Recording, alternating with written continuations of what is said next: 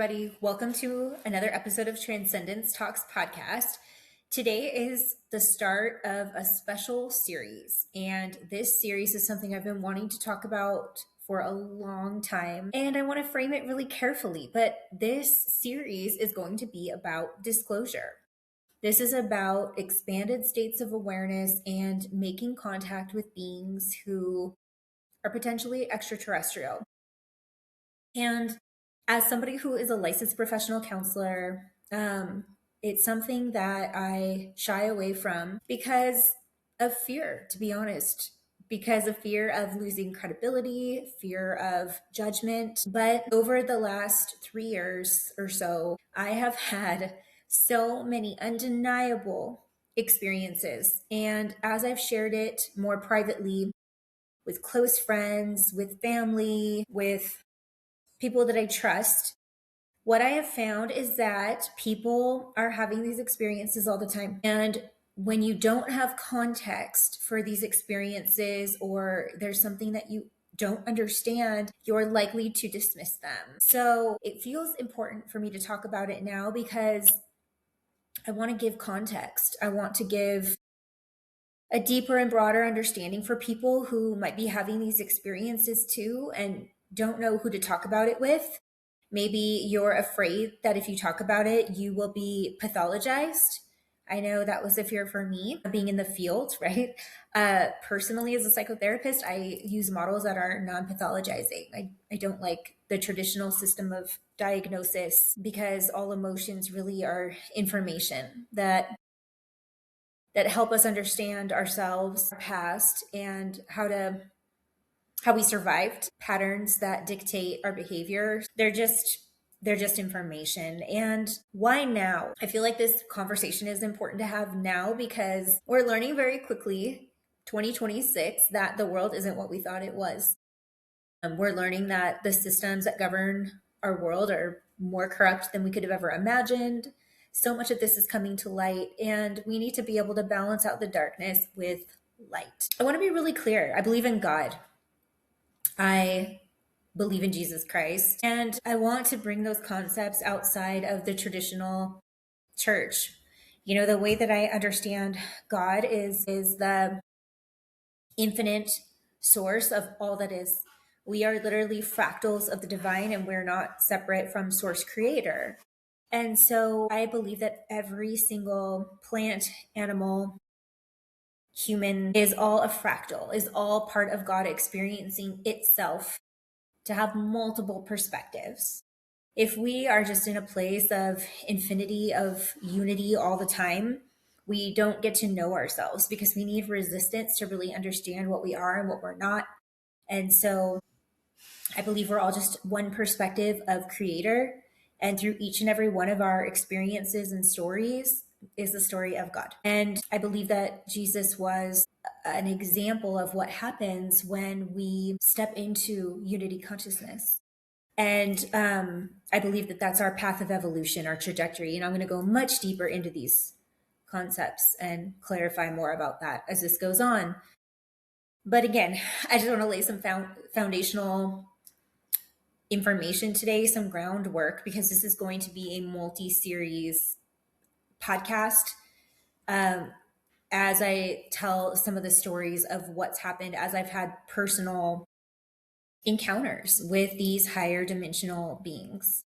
So what I've come to understand over the years after having these encounters is that these encounters are a result of consciousness. Before I was having these encounters, I was trying to heal my own trauma. I had repressed memories, and as a psychotherapist, somebody who trusts the psychotherapeutic process, I would go to therapy to try to process my trauma and really understand myself. And at the time, I didn't know that I had repressed memories. It wasn't until I started doing psychedelic assisted psychotherapy that information started coming up, repressed memories. And these were pre-verbal. These were traumas that happened to me before I had words. So before the age of 2 or so. And again, I'm going to go a little bit deep into this so you understand the context, because I don't think that these encounters are random. Again, they're a byproduct of consciousness. And when we start to heal our trauma, we start to release density from our system. And as we release density from our system, we're more grounded, more rooted. When we have trauma, it tends to settle in the lower energy centers or chakras of the body.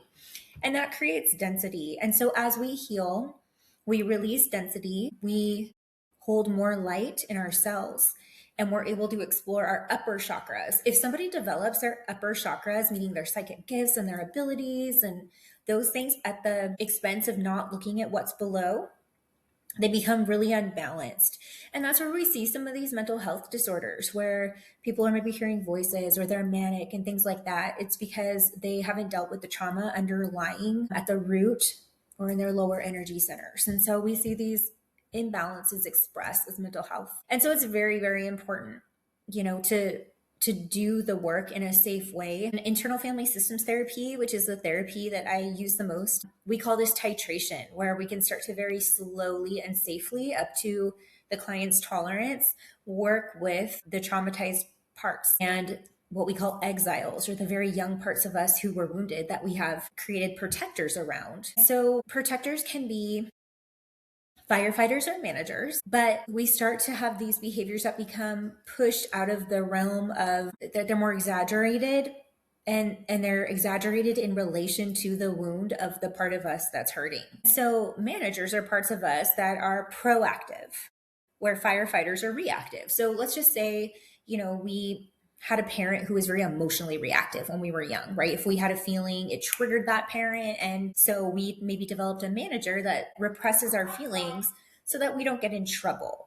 Or maybe we have a firefighter, something that gets reactive, where, if the parent's triggered and we don't have a parent who is regulated enough to help us cope, maybe we start eating to numb the feelings, and that would be a firefighter. So these parts are normal, they're natural. We need protectors so that we can get through the human experience and survive the things that we encounter. And when we're little, oftentimes our emotions are too big for us to deal with in that moment. If we don't have a safe parent to help us cope and regulate, we have no choice but to develop these habits, and that's okay. All parts have positive intentions for us and are helping us to adapt and survive to an environment in which we couldn't otherwise adapt or survive. Imagine if we weren't able to dissociate or eat to feel better when we're little. We would be so overwhelmed in our nervous system by the pain that we feel. That is the work that I do as a therapist. It's also the work that I sought out for myself. And I had felt really blocked. It was like I had a part of me that felt like a trapped door. And I'm pointing to my body because it felt like it was below my solar plexus. It was like something right around my sternum, felt really blocked, like I just couldn't access what was underneath that trap door. And so enters psychedelic psychotherapy. This is when, and I write about this a lot in my book, I went very, very deep. I don't know how deep I'm going to get into that here, but I started to have this awareness during a session that I was just loving awareness. And I just kept saying that. I just feel like I am loving awareness. Like there were no words. Usually my mind has a constant dialogue going on. And in this moment in the therapy session, it was quiet. I just felt like pure awareness, observation, and there was a contentness, like a child, like a baby. And then I felt the assault. I could feel the attack on my body as an infant, and I realized I was being abused. And because it was at a time when there were no words, we stored these memories, or I had stored this memory implicitly. An explicit memory is a memory where I could tell you I did A, B, C, and D, and I could tell you in a chronological way. An implicit memory is the way I would tell you, this is how I learned how to ride a bike. And I couldn't tell you how I did it, but my body just seems to remember. And there are feelings associated with riding a bike that help me learn how to do it and then remember that for the future. And so this memory was stored implicitly. I could feel it in my nervous system as almost an imprint. But because I was so little and there was no story to attach to it, no judgments to assign to it, no words, no narrative, it was confusing. So what I felt was just fear and pain and confusion and betrayal. And so I started getting images after I allowed myself to feel the sensations of what was happening. I think it was a feeling that I had never allowed myself to fully feel. My managers were very, very strong. And so as I allowed myself to feel it, now it was as if two realities were happening simultaneously. There was me as an infant having this confusing experience that I couldn't run away from or protect myself from, that was absolutely overwhelming. And then there was the adult me giving witness to this child. And the facilitator said, "What's happening? Tell me what's happening." And so I told her, and she told me to name it. Who's doing this to you? And so I, to my own shock, named the person, who was somebody in my family.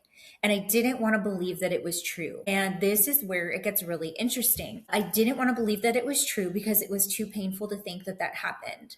And so as I said, no, it's not true. Maybe I'm making it all up.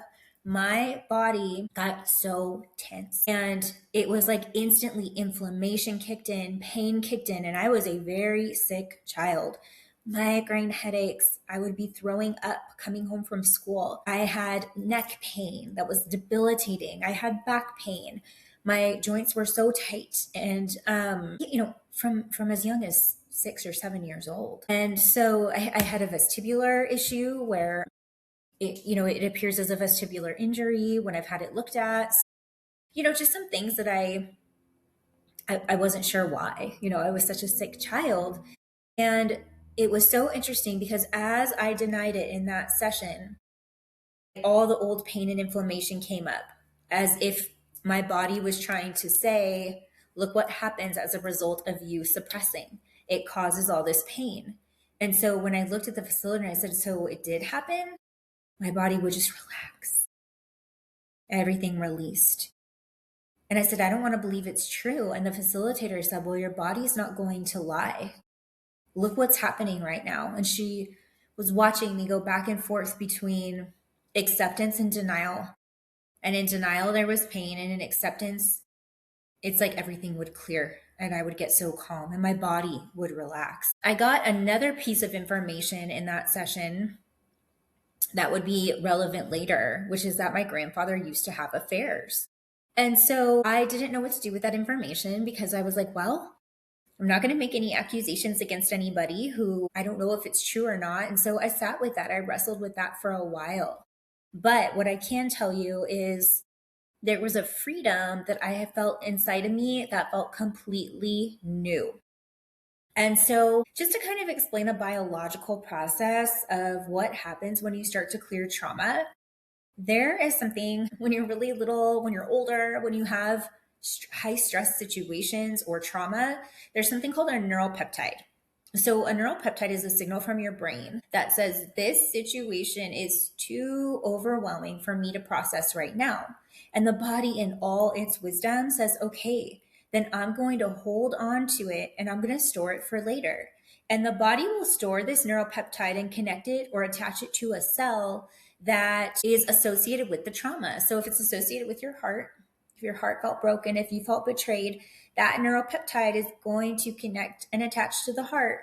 And when something comes up in the future that creates a similar kind of wound, that neuropeptide is going to come up and say, hey, are you ready to process this now? So when we're triggered, it's not just about the present moment. It is fueled by situations that were similar in the past. And the universe or God wants you to heal. So you will be presented with situations that mirror your original wounding so that you have opportunities for those neuropeptides to come up so that you can address them and you can start to heal. That creates inflammation in the body. It starts to, over time, when it's not dealt with through repression or suppression emotionally, start to create physical disease in the body. And so as we really start to look at ourselves and heal our trauma, these neuropeptides come up so they can be witnessed and incorporated back in and released. And this is why when we heal trauma, we see so many people heal physical disease as a response. I have seen people heal things like lupus, things like Lyme disease, things like migraine headaches, things like back pain, things like high blood pressure. I mean, this work never ceases to amaze me. I one time helped somebody heal a seizure disorder. They were having seizures several times a month for months, and it healed after we processed the trauma. So I'm not saying that it happens every time. I'm just saying it's not uncommon.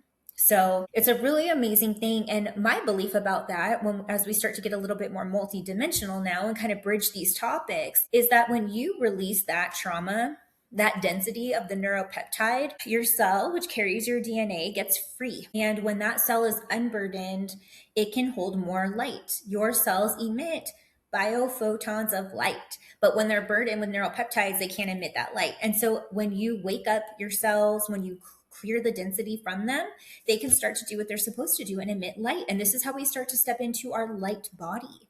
This is how we start the ascension process. It starts below. First we descend, and then we can ascend. Again, descension is about building really strong roots under the surface so that when the strong winds of your life come, you don't blow over. You need to build that solid foundation. And what I have found is underneath your greatest trauma lies your most potent gift. It is in that cave, the place where you don't want to go, the place where you don't want to look, where you are going to start to find the buried treasure, the things that scare you. Your gifts are on the other side of fear. And I know that sounds really cliche. It does, but it's so true. And so this is how we start to get more conscious and how we start to expand. And this is important now because, again, we're living at a time when new light is coming to the planet, and we are starting to realize our history has been a lie. It's been false. We've been fed false narratives. The controlling entities around the world aren't what we thought they were. And so it's going to be up to each and every one of us to remember that we are sovereign, to take our power back, to overcome fears. And when we really start to look at the way the world works, our fears are not external. They are internal, and they are projected out into our reality. And so when we start to remember our multidimensionality, we start to remember what our true history was. We start to remember things like past lives. We start to have contact with these extraterrestrial beings. And these beings, when you really start to study them, because I'm telling you, the minute I had an experience that I couldn't comprehend, I needed to understand it. I wanted to understand. And so, when you look in the Vedas, when you look at ancient African tribes, there are tribes in Africa who literally knew all about star clusters that weren't discovered until thousands of years later. And they described them all accurately. And they said that the star people told them. The Hopis, the Mayans, the ancient Sumerians, even in the Bible, especially in Ezekiel, the Nephilim. If you look in the ancient texts through all time, history and tradition, they point to the star people. The star people taught us about civilization. The star people taught us about the calendar. The star people taught us how to build these structures. They're painted, they wrote about them, they drew them because they saw them. And so nothing has changed. And we've never been alone. We are not alone. And before I get into more episodes where I really start talking about these disclosure experiences that I've had very intimately and deeply, here's my thought about them. They happen in very high vibrational states of consciousness when your heart is open and there is a deep sense of love when they're around. There's a deep sense of connection and unity. The first words that they ever told me were, "We are your intergalactic star family, and we have a message for you. Would you like to receive it?" And they asked me permission. They didn't come without my consent. I said yes, and that started a beautiful relationship where I'm still guided by them today, years later. And they have helped me channel books. They have helped me do physical healings on people. They've activated my light language. And what I want to talk about is there's good and bad in every population. But what I've come to learn, what I've come to know in the depths of my heart is that we are all children of God. Everything is animate. Everything on the macro to the micro is sentient and alive, and it is all connected. And I know it's hard sometimes to think of these intergalactic civilizations as like our star brothers and sisters, but that's exactly what they are. And it's so easy to have fear when, as a human species, we still don't know how to love our neighbors. You know, we still don't know how to love the people that the government says should be our enemy, people who think differently than we do. We don't know how to love them. We don't know how to see humans through the lens of unity. And until we can do that, it's going to be very difficult to learn how to love our star family and how to accept them. So we have a lot more work to do. But that's why I want to talk about it, because I want to decrease the fear and the stigma around these experiences. So I hope you enjoy these conversations. I want to wrap this up with the little piece of information that brought everything full circle to me. So, you know, when I wasn't sure if I had been sexually abused as a baby, I did get that other little piece of information that I dropped earlier.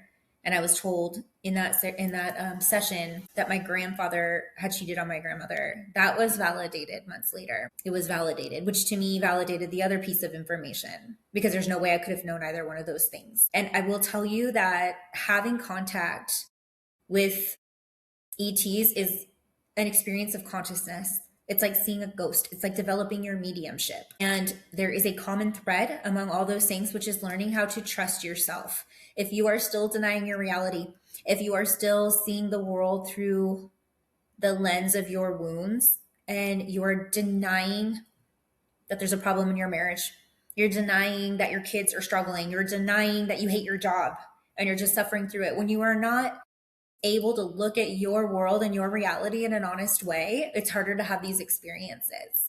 You have to learn how to trust yourself, and you have to see the world how it is, not through the filter of your wounds. So I'll leave you guys with that. I'm really excited to get your feedback. I want this to be a community where we can start to share these experiences, because again, we need to start normalizing them. We need to create community, and we need to work on expanding our consciousness together. There's a book by Hawkins that talks about is power versus force. And he says that as we raise our vibration of consciousness, it literally, just in raising your vibration, it literally starts to cancel out some of the lower vibrational energies and like clean it up. It harmonizes the lower energies on the planet. It cleans up the density. So, you know, in the Bible, it says that everything can change in the blink of an eye. And it absolutely can, because as we collectively raise our consciousness and we neutralize the density of the energies that are lower, we will grow and evolve exponentially. It's going to be contagious, because energy is contagious. So we have work to do. And my hope is to create a community, to create understanding, to create tolerance and love around these topics. And, you know, I want you to come to these conversations with curiosity. Let your curiosity lead. You don't need to believe me. I'm not here to convince anybody of anything. If it doesn't resonate with you, that is okay with me. But I am here to create community for those who want to understand, who are curious, who have an open mind, and who are having these experiences too, and maybe would like safety to be able to process them. So much love. Thanks for being the first audience that I'm really talking about this with. I did share again in my book, Sacred Revolution and Reclaiming Eden, but talking feels different. It feels more vulnerable to me, more vulnerable than writing. So I appreciate you guys for being the first audience that I get to disclose this to, and I'm looking forward to so many more conversations. So like, subscribe, share with somebody who may benefit from this, who you know is having these kinds of experiences, so that we can all be in this together. All right, guys, until next time.